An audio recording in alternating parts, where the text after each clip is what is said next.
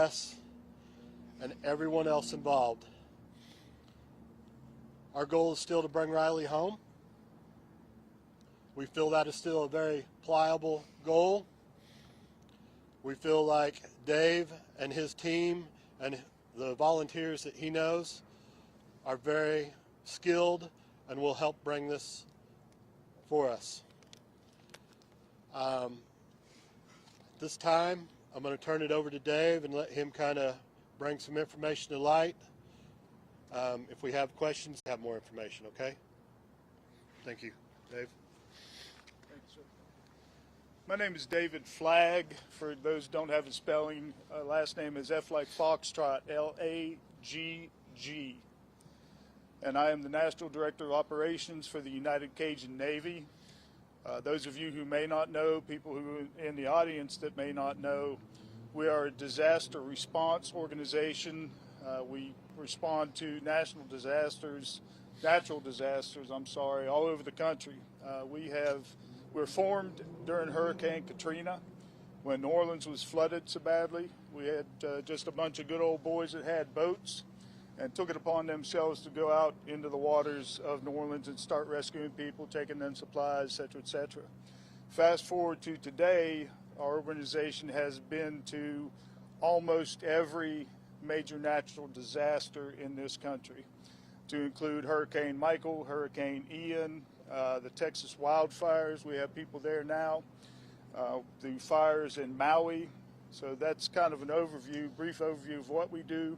We also obviously get involved in missing persons cases. We do search and rescue and focus on providing supplies of whatever nature the people might need them, food, clothing, etc. I was, to touch on the reason that we're here today, we were contacted by Riley's family and asked to step up and provide some more resources to this search activity. And we have been pretty much involved from the very first day that we heard about it, which I believe was on Monday, would have been the 10th, 11th, whatever day that was. We've had an airboat here on the river. We've had people involved behind the scenes and following this and understanding what's been happening here with regard to the search efforts of individuals. We felt that it was probably a real good idea for us to step in and organize a structured and organized search activity for this. We also have, today we have a hovercraft coming in and a pilot to run that craft. If he gets here early enough, we will be on the river today. And if not, we'll start early tomorrow morning and spend a good bit of time on the river here, assisting in that search. We had an airboat here, and that individual will be returning, I believe, Friday, possibly Saturday. I would reiterate what Riley's father said. Our main focus, obviously, is to find Riley. Our secondary focus is to ensure the safety of the people who are out here searching.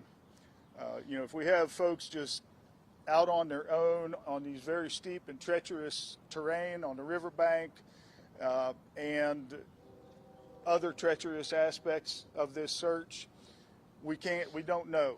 You know, we don't know what's going on with you. It's not safe. It's real dangerous. So I would encourage any volunteers who have been here and are searching to please come under the umbrella of the United Cajun Navy search. We will be putting together a structured and organized ground search at some point in the near future. I don't have the specific information on that yet, but I will make that information known once I have it. If you do intend to come out and search with us or to continue to search on your own, there are some safety aspects that you need to know. Number one, you need to be wearing some sturdy shoes.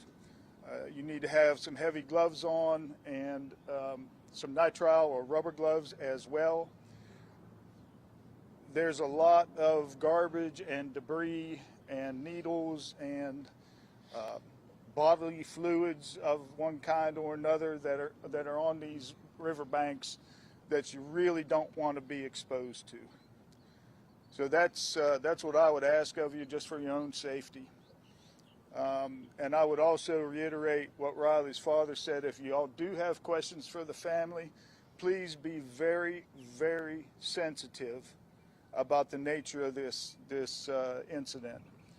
As you can imagine, those of you who have children or don't have children, I guess the best advice I could give would be, don't ask a question of the family that you would not want to be asked yourself. That's pretty much all I have to say. If there's any questions, I'll be happy to answer.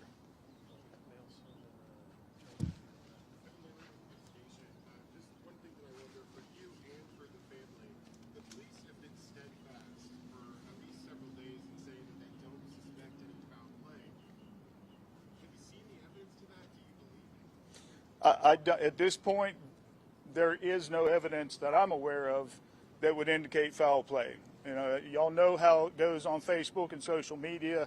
There's been a lot of chatter on there about the fact that Riley's debit card was found on the riverbank, and that is prima facie evidence of criminal activity, something of that nature there. I don't agree with that.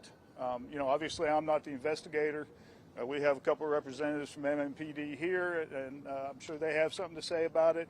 But I would very seriously, at this point, doubt that there's been any criminal activity.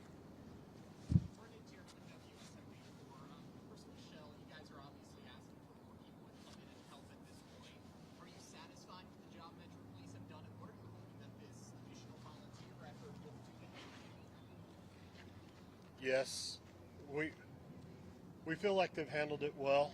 We know that there's an excessive amount of information coming into them that they're having to dissect. You know, it's hard as a parent, as we are now 10, 11, 12 days into this, and we're trying to, you know, find Riley, come up with, you know, an outcome here. And so, yes, as the days drag on, we are frustrated. We know they're doing their job.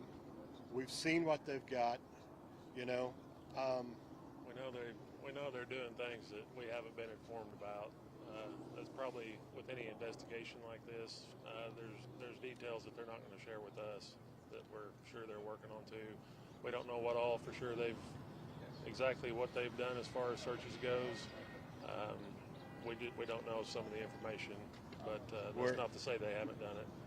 Exactly. And, you know, Dave is kind of an extra resource for us, a point of contact with his foundation, his group, to be able to help us so that we can focus and make sure that we're doing everything as best as possible. It's been hard being from out of town, being from 6.5 hours away, to put a structured program together when you don't know everywhere that you're at. You don't know the lay of the land as well. You don't have your family and your resources that are in your hometown to be able to help guide you and lean on to build a organized search. And that has bothered us, and Dave is our answer.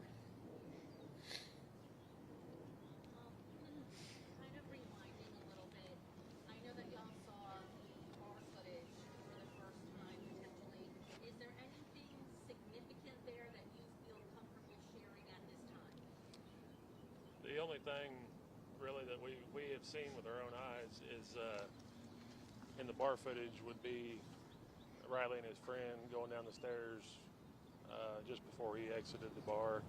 And his friend turns around and goes back up the stairs.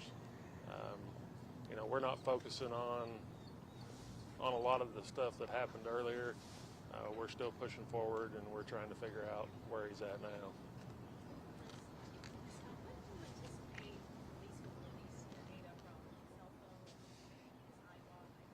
I am not able to comment on that at this point. I know that they're still digging through information, so hopefully they'll be able to provide information here, you know, as we move forward.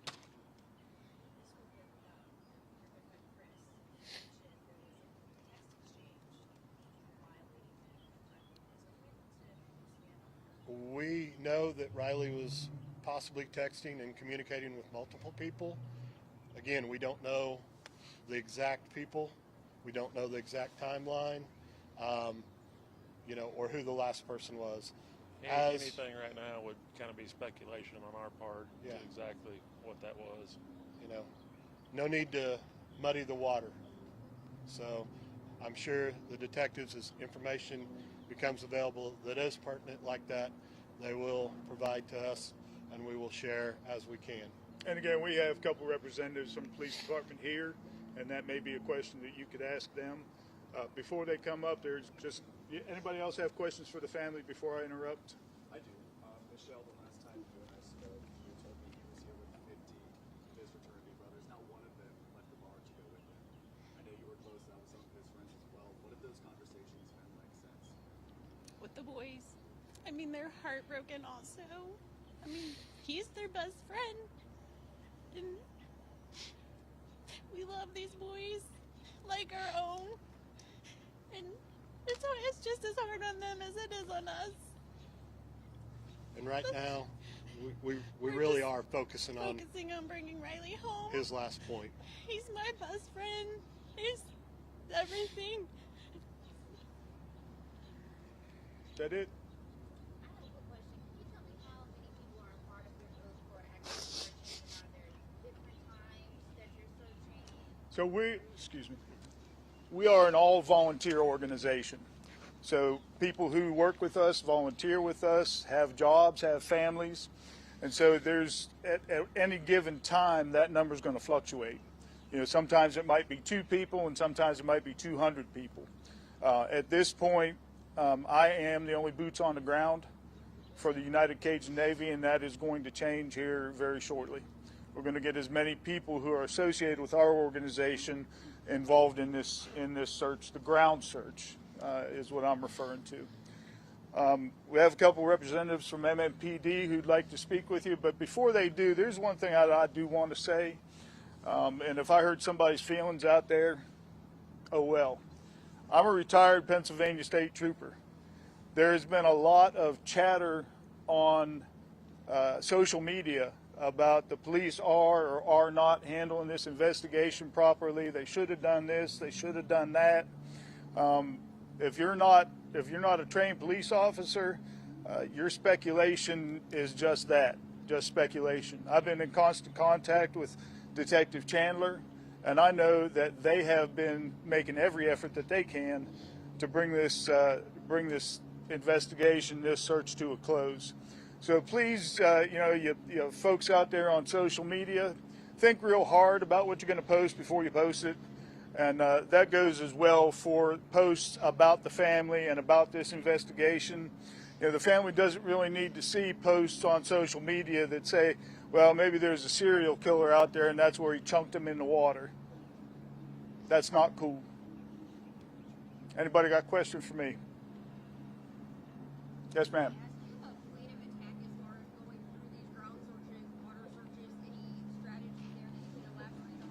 Give me the first part of that again. I missed it.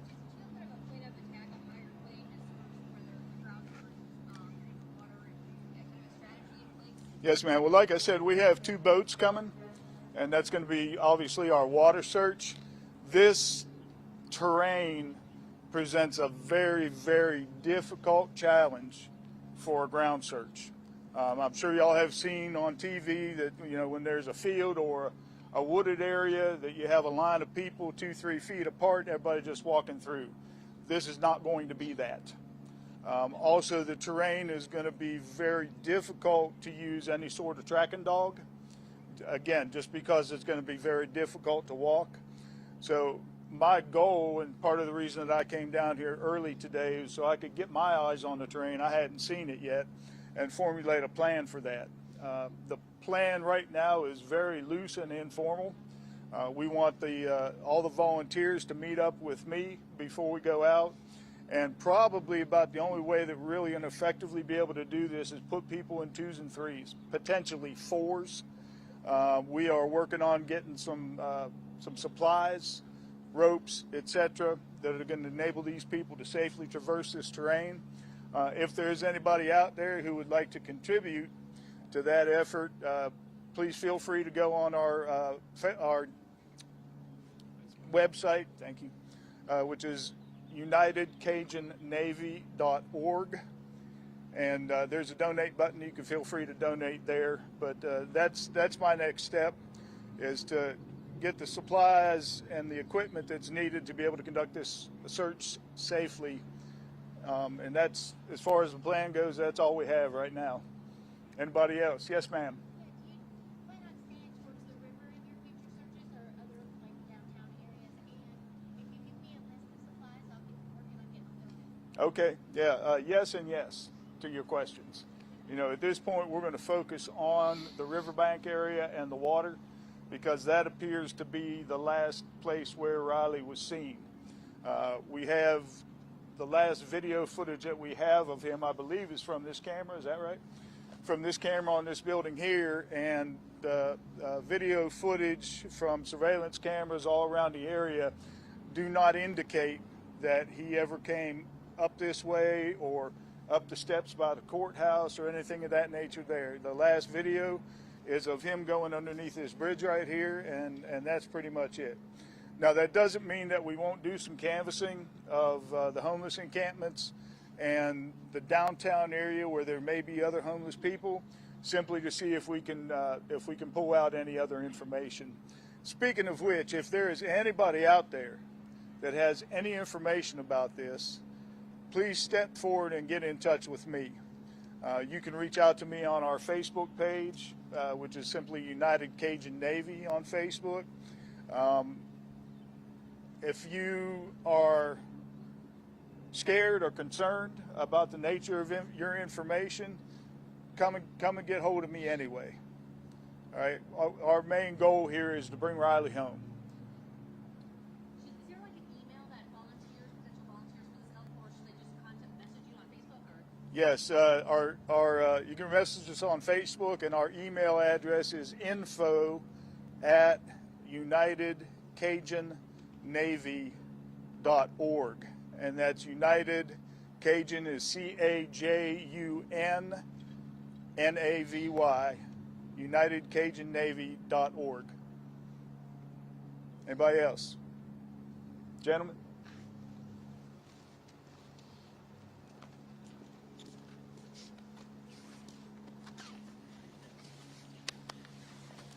I'm Detective Anthony Chandler.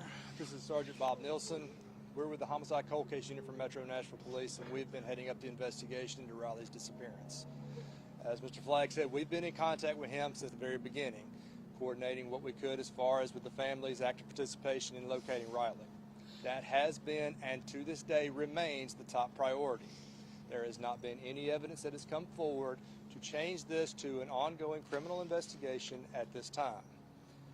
Regardless of what else has been put out there are several leads that we are following up with on a constant basis, and an influx of information that is coming forward at all times. We are going through every single piece of that information, but the priority remains locating Riley. As he said, I'm Sergeant Nielsen. I gave a briefing to our chain of command all the way up to Chief Drake yesterday. They're well aware of where we are with the investigation at this point, as well as the resources. We do have our boat going back in the water this afternoon, along with members of the Urban Search and Rescue team that will be combing the area, researching the area. It's been mentioned already today, and it's also been asked, things like, why was that card found and why didn't we find it? As Mr. Flagg pointed out, there's a lot of variables in these investigations, and if you've not been skilled or trained or experienced in these investigations, you don't understand a lot of these things. As Don Aaron put out the other day, when we start a missing person investigation, we're looking for a person. We're looking for a body. We're not looking for small pieces of evidence. Can we miss some things? Sure. But our primary goal is to find Mr. Strain and bring him home safely. Think of it like a large crime scene. A lot of times you have to deal with the victims first before you can go back and start looking for those precise pieces of evidence. Okay, that's kind of our focus here. We're looking for Mr. Strain, then we go back and look again. And because these two ladies over here were kind enough to volunteer their time and helped us by finding that, now we can do a more refined search with our Urban Search and Rescue, which is what they're going to be doing this afternoon. And as Mr. Flagg said, with a lot of the volunteers, if you're coming down to volunteer, understand it is very treacherous terrain. That's why we're using urban search and rescue and not just anyone on the street, because our people are trained, they're equipped, they have everything that they need to conduct these searches. You won't even see a patrol officer go to some of these areas that are more treacherous. Why? Because they don't have the rappelling equipment and things of that nature. So we're utilizing all the resources we can. We've also going to be reaching out to Office of Emergency Management. They've been helping us quite a bit. Over the weekend, they've been back out with a boat, divers, cadaver dogs. They run sonar. Our boat has sonar. It's the same stuff. People have asked about TBI. It's the same resources they have. So there's not been a need for us to get additional assistance from these other agencies. However, like Mr. Flagg, Cajun Navy, they have that experience. They want to volunteer their time. They've been very gracious in talking with us, saying they're going to help us out. Not a problem at all. But again, if you have a structured organization like United Cajun Navy, you have the safety protocols in place. You have the equipment and the resources to utilize to conduct that search, as well as to make certain everybody's safe doing that. We're going to continue to search. We're still filtering all the Crime Stoppers tips, as Detective Chandler said. I cannot stress enough the volume of information we've gotten. We've had people get frustrated with us because they'll call us, say, on a Monday, and they don't know why we haven't gotten back to them on Monday. And I've had to explain to them, we have to weigh every piece of evidence we get, or information rather, evenly. We can't just jump to the top, because quite honestly, there's a lot of tips that we're getting that are not tips. They mean well, but they're not tips. So we have to prioritize what's actually providing information. And some of the other things I have my detectives doing today is recanvassing the area for video. And while we don't think Riley may have been in any of these homeless camps away from this area, those are areas that we're going to be working on this afternoon ourselves. I'm trying to think. In regards to, we've had questions about some of the behind the scenes things we're doing, search warrants, that kind of thing. Please understand it's an open investigation. We cannot share that information with the public because it's an open investigation. It can, if it were to turn into a criminal investigation, well, obviously now we're negatively impacting that situation. So please understand, if you call us and you're asking us questions, there may be some things we cannot answer, and it's to maintain the integrity of the investigation, as well as any potential evidence should there be a criminal component to it. I would also ask, as Mr. Flagg and everybody has, if you have questions for the family, you want to help the family, that's great. But please also respect their privacy. These kinds of incidents that happen, sometimes people with the best of intentions don't know the best way to approach people, and it can cause more stress for the family. So please be mindful of that. What am I missing? I don't think. One of the other things I wanted to make sure everybody understood, all the businesses and everybody we have asked for assistance as far as video or any other information, we have had absolute cooperation from everybody involved. There has never been a time to where anyone has had any issue in giving us any other information. To go along with what Mr. Flagg said, I know earlier I said this is not a criminal investigation at this time. Should we uncover something that would change that, it's important that we go through one centralized source to where we know we can then change the manner in which we're searching and can start to conduct that in the proper manner. So if you do want to volunteer, we welcome all eyes to come help try to find Riley. But if we stumble across something to where we need to change the direction of the investigation, it is important that it's through one coordinated source and they're able to get the information back to us so we can adjust accordingly. I think the only thing I would like to add before we open up the questions is one of the concerns people have called in multiple times about is that he was, Riley was being chased, he was being followed. We have seen no evidence of that. We've been through the video multiple times, and that is the reason why we released that body camera footage, because that officer had an interaction with him, and we've talked to other people that have indicated to us there was no injuries on Mr. Strain when they observed him, and there was no indication that he was running from anything or he was in fear. There's been a lot of misconceptions, a lot of misinformation out there, and we're putting out everything we can to dispel all of those misconceptions. We're happy to answer those questions, but again, people are taking what has already been put out, what the media's put out, and then putting their spin on it, calling back with Crime Stoppers tips that are not actually tips. They're their theory on what happened. We love people calling in and helping us, but we need actionable leads that we can follow up on. So please understand too, when you don't see us, like my detectives out in the field constantly, it's because we're trying to prioritize those tips that we're getting to find what's actually useful information that we can follow up on, because sometimes we get tips that we can't follow up on. It's just a statement somebody's making. So with that, you got a question, ma'am? Yes, sir. So the credit card being discovered separated from wherever Riley is and potentially separated from his wallet. Some would say that could potentially go either way. Sure, maybe he just fell out and he didn't even realize, or maybe it was forcefully removed. So how do you decide which it is and which side to lean on, whether missing person versus criminal? Because a lot of folks would say, well, that could certainly indicate, or lay people would say, that could certainly indicate criminal activity. Once we recovered the card, it was secured and processed properly to where it can be examined as far as going into a criminal matter at a later time if it's so needed. How does the United Cajun Navy fit into NYPD's command structure?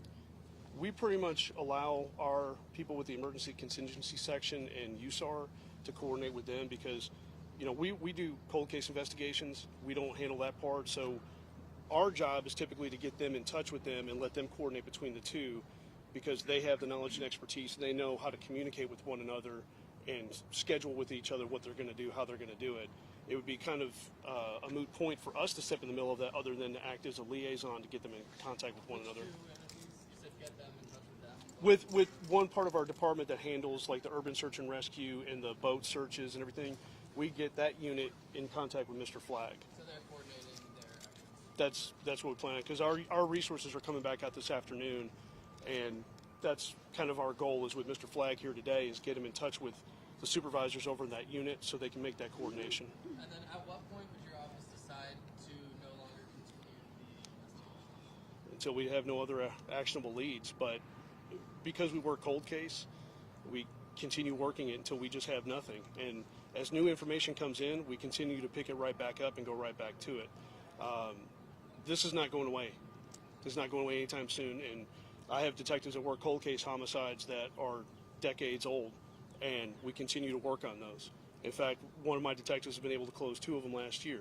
So I say that to say this isn't going away. We keep going until we have absolutely nothing, no new tips, no traces of anything to follow up on. But until that happens, we're still going to be out here doing everything. How would you describe the actionable leads in front of them in the right now? In what regard? You said we're going to keep going until we have no action. Meaning, if somebody calls in with a theory, okay, that's one thing. But unless they're giving us information like a name, a location where they saw a suspicious person, thought they saw a piece of an item that belonged to Riley, that doesn't help us. So we have to filter through to look for the things they're saying. Hey, around this time I saw John Doe at this location. He might have been wearing a similar shirt, or maybe he was talking to Riley. That's actionable. That's something we can follow up on. We can look for video cameras in the area. But when they just say, I just saw a homeless guy in the area, that doesn't help us because it's nothing we can follow up on. Does that help? So enough of those actionable leads are still coming in right Yes, sir. now? Yes. Yes, sir. And actually, that's why we were late coming up here, is because we've been following up on more of those. When we last heard from you guys on Thursday, you were still waiting on cell phone and Apple Watch data. Have you received all of that at this point? And if you have, what have you been able to find from it? At this point right now, what we have originally from Apple is what we're working off of, and all of the location data is what we've already released. So at this point in time, that's the same information we're going to be working off of. I have a simple question. On the video that I saw, a lot of people were around, and they could have done something to help this young man. Stop him in our church. And maybe we should push the national, but if you see that happen, don't be afraid to help somebody. I mean, literally, on that video, I saw a lot of people that saw how drunk that guy was. It could have been stopped. Somebody could have said, hey, man, you need some help, okay? Especially once you see somebody falling. You know, you're 100% correct. And unfortunately, that is the state of our society I know everybody's today. scared to help somebody. And It's I agree with you 100%. You know, Nashville population, if you see something, say something or do something. yeah. Simple as that. Because I watched that and I'm like, nobody did anything to say, hey man, this guy shouldn't be out walking around like this. Right, You know? right. So Any other questions? God bless you guys. Could you all right? both say your name and spell it one more time and your title? I'm Detective Anthony Chandler, Chandler. I'm Sergeant Robert Nielsen, Nielsen. And you're with? Metro Nashville Police Department, cold case unit. You had a question, sir? Could you all just go over again what it is that you say that there's no sign of liability not being included in the investigation at this time?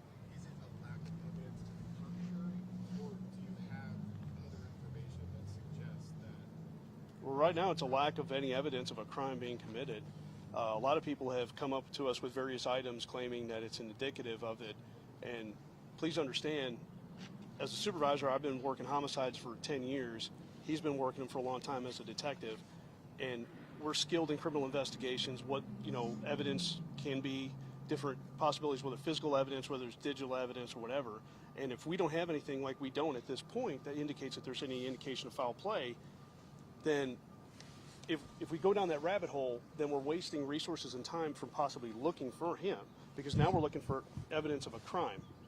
And while we're open to the possibility it could be a crime, I mean, obviously there's always that possibility, right? But we haven't seen anything. And just because his bank card was found there, just because somebody heard something, until we have more to shore that up, we can't say that a crime occurred.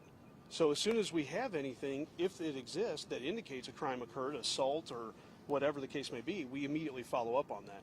But we have to have evidence or probable cause, and a lot of people don't understand what probable cause is, but we have to have probable cause a crime even occurred. So that's why it's easy to jump to those conclusions, but that's where we have to tell people, this is why we don't do things at an accelerated rate. We have to do things methodically, like Mr. Flagg and his team, they do methodical searches, right? Our urban search and rescue, they do methodical searches, because if we just jump to conclusions every single time, we could actually miss more evidence, whether there was a crime or not, but still evidence of where he'd been or what happened to him, if we're just running all over the place going, oh, a crime happened, but now we're not looking over here anymore. Does that make sense? Does that help? Has there been any other evidence connected to Mr. Straits since Sunday? Not that I'm aware. In which regard? As far as physical evidence, is that the only? No, outside the debit card, sir. that's the only physical evidence we have right now. Oh, and somebody did find a phone, but I just want to put out there, it is not a phone that he had. He had an Apple phone. This was a Google Android phone. So I know that that's been a question that's come up as well. I just want to go ahead and clarify that. Sorry, you said someone found a phone. Yes, ma'am. They found it in the vicinity. They brought it to us immediately while we were out there Sunday. We did collect it just because we don't know who it belongs to. Don't know if it is in relation to this case. But right now, it's not his phone. We know that because we know he had an Apple phone, Apple Watch. This was an Android device. Who were the last transactions traced back to on that bank card? They were all on Broadway. Given that there are so many search areas now, search crews, that are now participating in this effort, are you positive? How positive are you that Riley is still in this vicinity? Well, we're not, but we're searching everywhere. Last Friday, we got a call that they thought they saw him up towards the Titans practice field somewhere, and we went out there and looked. So we're not just limited to here, but when we have somebody go missing, you have to start with the last place they were seen. You can't be that you know for a fact that they were seen.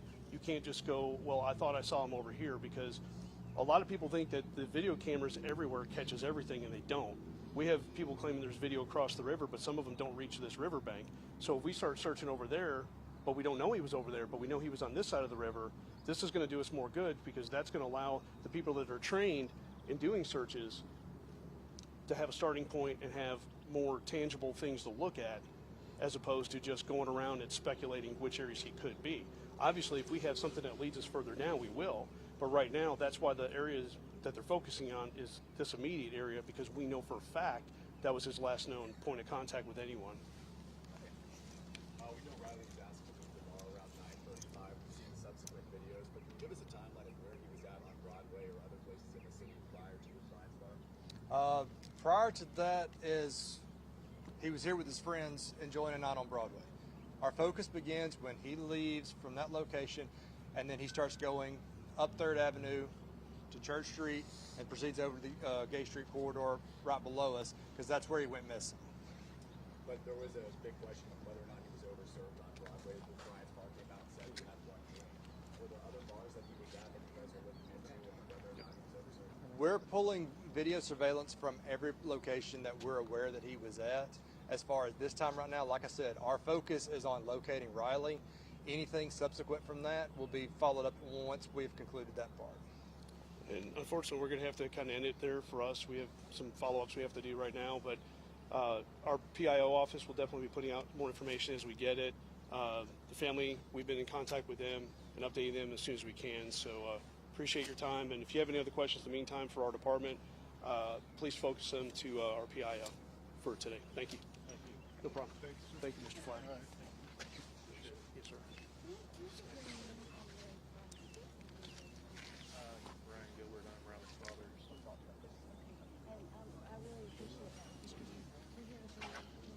So just real quick, I wanted to tag on to a question that was asked about the Cajun Navy's relationship with MNPD, and it's a cooperative relationship.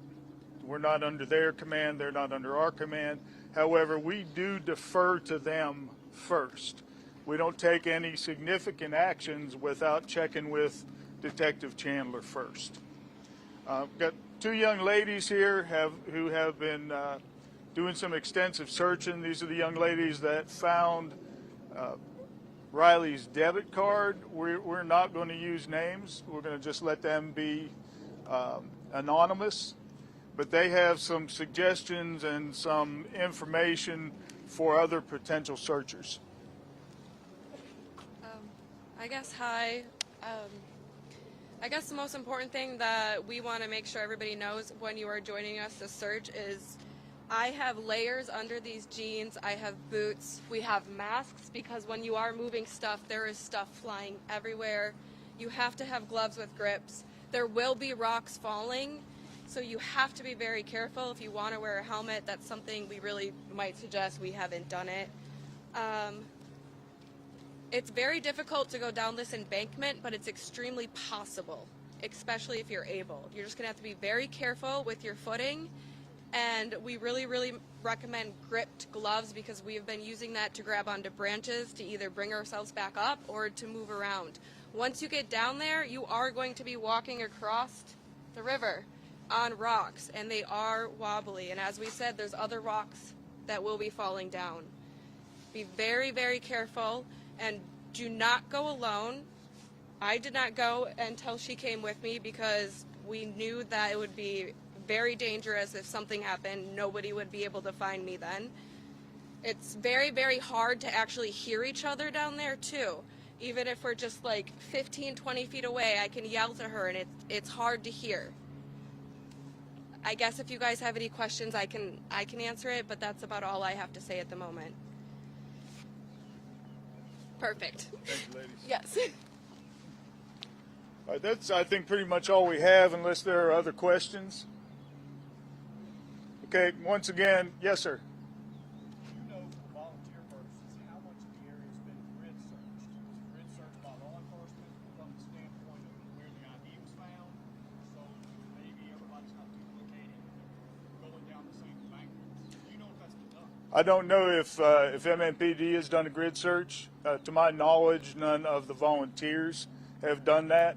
And it's, again, going to be very, very challenging to do any kind of a grid search in that terrain. We are going to try to do something that approaches a grid search, but all I can tell you is going to be the best we can do. Yeah. Yes, ma'am. What is the best way to sign up to search with you guys? I would go to www.unitedcajunnavy.org or send an email to info@unitedcajunnavy.org. That comes, both of those come to me. All right. Anything else? All right. Once again, I just want to thank everybody, the whole community, the online community, all the volunteer searchers that have been involved in this.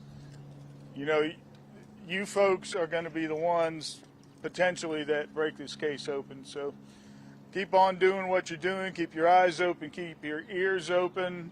If you see something, say something.